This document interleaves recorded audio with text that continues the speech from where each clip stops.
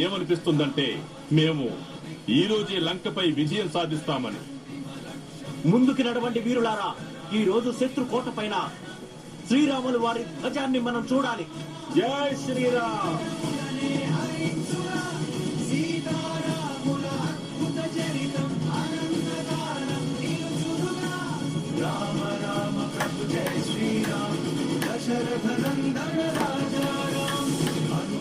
అన్నయ్య, ఈ రోజు ఎలా అనిపిస్తోందంటే ఈ రాక్షస సైన్యంపై విజయం ఖచ్చితంగా మనదే అవుతుంది.